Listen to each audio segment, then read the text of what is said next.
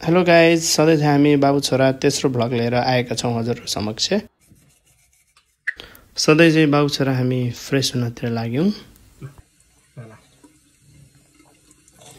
बाबुलाई हामीले खानको लागि ब्रेकफास्ट नदिकन डाइरेक्ट खानै दियौँ। त्यसपछि हामी बुढाबुढी पनि खाना खानातिर लाग्यौँ। बाहिर पार्सल आएकोले हामी बुढाबुढी त्यता बिजी भएको थियो। भित्र बाबु त कानकोट अनि रुई पुरै झिकेर छरपष्ट पारेर बसिरहेको रहेछ।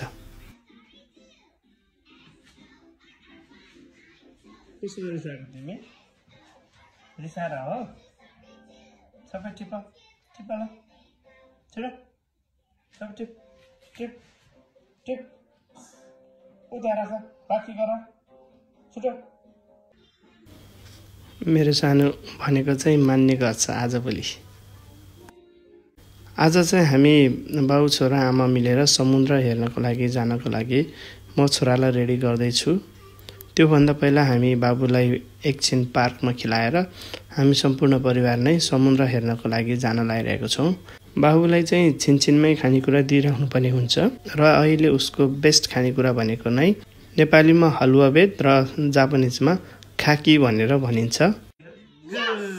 सुरुमा जापान आउने बेलामा आमासँग त्यति मानेको थिएन बाबु। पछि 1-2 दिनपछि आमासँग बेसरी मान्ने भएको छ र अहिले आमाले जे भन्छ त्यो पनि मान्ने गर्छ। बस तिम्रो ठाउँमा बस छिटो बस। उ त के रहेछ क्या त्यसको ठाउँमा बुढी।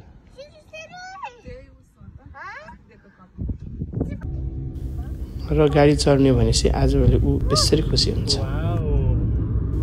मैले जापानिज भाषा खासै पढेर आएको चाहिँ होइन। म यहाँ नै बसेर बिस्तारै जापानिज भाषा पनि पढ्दैछु।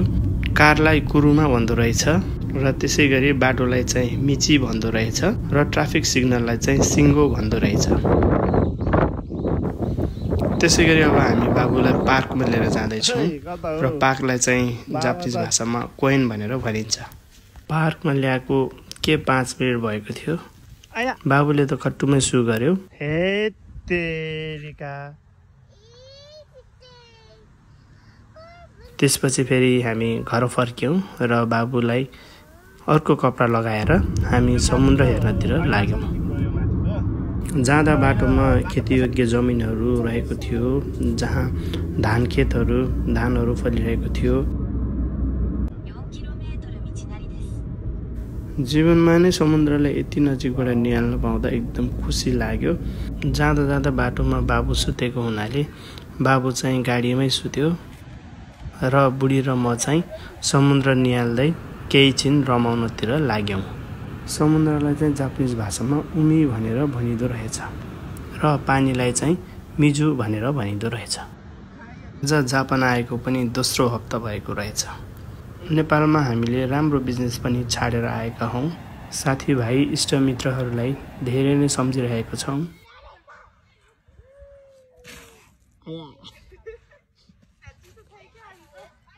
बाटोमा आउने बेलामा बाबुलाई हामीले फेरि पार्कतिर लगेर एकछिन खेलायौँ।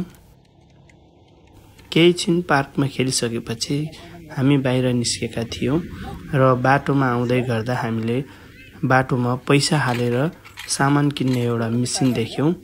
यसलाई जापानिज भाषामा जिरो हाम बाइकी भनिँदो रहेछ र बुढीले हामीलाई यसलाई प्रयोग गर्ने तरिका सिकाउँदैछ र हामीले बाबुको लागि चिप्स झिकेर दियौँ। र अहिलेको लागि हाम्रो ब्लग यही नै सकिन्छ र लाइक, कमेन्ट र टिकटकमा फलो गरिदिनु होला। धन्यवाद। आरिगातो गोजाइमास।